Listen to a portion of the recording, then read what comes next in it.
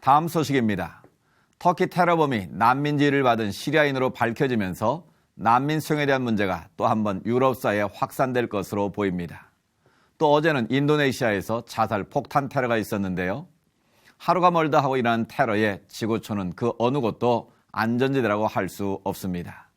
IS 문제가 유럽으로 급속히 번진 것이 바로 프랑스의 샤를리 에브도 테러 때문이었는데요. 지난 1월 7일이 테러 1주년이 되는 날이었습니다. 각종 추모 행사 열렸던 파리 현전결에서 이 내용 자세히 알아봅니다. 파리 선한장로교회 김마리아 목사님 전화 연결됐습니다. 목사님 안녕하십니까? 네, 안녕하세요. 김마리 목사입니다. 네, 반갑습니다, 목사님. 말씀드린 것처럼 지난 1월 7일이 테러가 일어난 지 1년이 되는 날이었어요. 어떻습니까? 네, 지난 1월 7일은 샤를리 에브도 사건 1주년이 되는 날이었습니다. 네. 근데 샤를리 에브도 사건과 더불어서 또 유대인 슈퍼마켓에서 일어난 테러도 지난 9일 날 함께 하여서 1주년을 맞아 많은 프랑스 언론과 정부가 여러 추모 행사를 하였습니다. 샤를리 에브도 신문사에서는 1주년 추모 기념으로 평소 8만 부 정도 발행하였는데 그날은 특별히 100만 부를 발행하여서 테러 1주년을 추도하고 또 그 남은 이익으로 유족들에게 깊은 사의를 표하였습니다. 또 이제 지금 샤를리 에브도 신문 사건이 1년이 지난 지금도 올해 보니까 프랑스인들한테 또 굉장히 많은 충격적인 사건으로 표현되었습니다. 그래서 그 이유는 이제는 이들이 매우 중요시하는 표현의 자유에 대한 그 자유를 뺏고자 일어난 사건이었기 때문이라고 모두들 평가를 합니다. 그러니까 표현의 자유를 테러한다는 것은 프랑스인들에게는 사실 정신적 테러를 상징하는 것이기 때문이죠. 예, 그렇겠습니다. 테러가 일어난 원인이 이슬람을 모독했다는 만평 때문이 아니었습니까?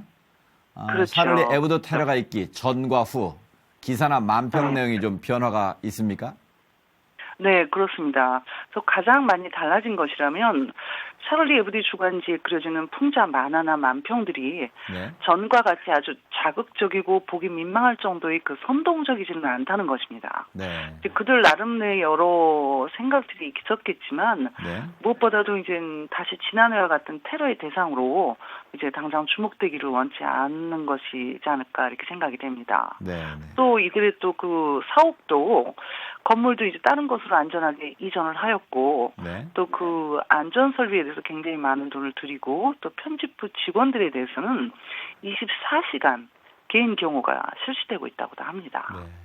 그러니까 이전보다 좀 내용이 완화됐다라는 내용인데요. 그러면 그렇죠. 이번 사건이 프랑스 전체에도 큰 변화를 가져올 것 같은데 어떻습니까?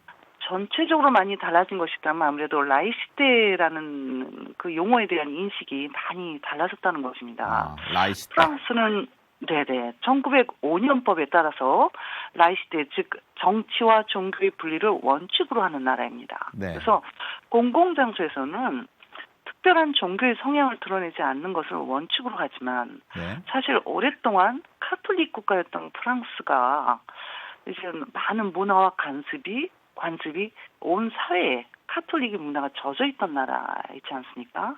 그래서 이제 지난해 샤를리 에브도 사건 이후에 라이시테에 대한 그 법적인 효율성에 대해서 이제 사람들이 많은 지각과 인식을 하였다는 것입니다. 이제 그 프랑스가 사실은 아시다시피 관용과 표현의 자유를 중요시하는 나라입니다. 그렇죠. 근데 이제 종교와 문화와 삶의 형식이 다른 그 어떤 다의성, 그러니까 폴리세미한 사람들이 함께하여서 이제 동질성의 가치를 보여주는 것이 사실은 프랑스적인 삶의 형태라고 할 수 있거든요. 근데 이제 이런 삶의 형태를 극단적인 표현으로 선동적인 풍자와 만평으로 이제 일관하였던 그 샤를리 에브도가 테러의 대상이 되니까 많은 보수적인 사람들도 입장이 조금씩 변화했다는 것입니다. 그러니까 하나님에 대한 풍자와 비평이 있다 하더라도 그것이 테러라는 죽음의 대상이 될 수는 없다는 것이죠. 그래서 이제 많은 사람들이 그거를 이제 샤를리 에브도의 정신, 에스프리 샤를리 등으로 이제 합류하게 됩니다. 거기에 많이 동조를 하게 되고 지금 1년이 지난 후에 이제 언론에서 나오는 말들이 이 프랑스에서 이제 나오는 사건이 있을 때마다 나오는 어떤 단어 용어들인데요. 이것을 샤를리 세대의 출현이라고까지 표현합니다. 그런데다가 지난 11월에 또다시 테러가 발생하지 않았습니까? 그 프랑스의 테러 공포가 여전할 것 같은데 실제는 어떻습니까?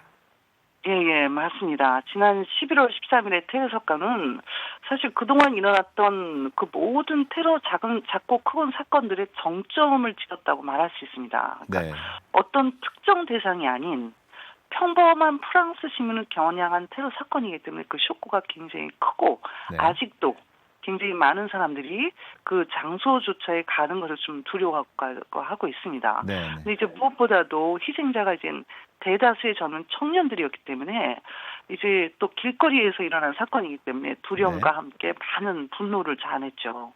그래서 이제 국가적으로는 최고의 비상 경계령과 함께 또 제가 원목으로 사역하는 국립병원에서도 블롱블롱이라고 그래갖고 즉 백색 플랜이라는 전쟁 때나 발효되는 비상시 플랜이 발동되었습니다. 그래서 그래서 2월 말까지 쉬어가 있습니다.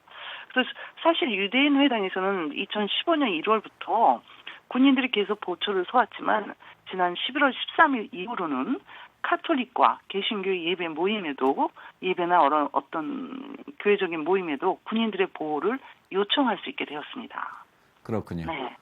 우리가 프랑스 하면 떠오르는 것이 자유와 관용, 존중 이런 거 아니겠습니까? 그렇죠. 그런데 이제는 그런 것보다 안전이라는 말이 더 중요해진 것 같은데 어떻습니까?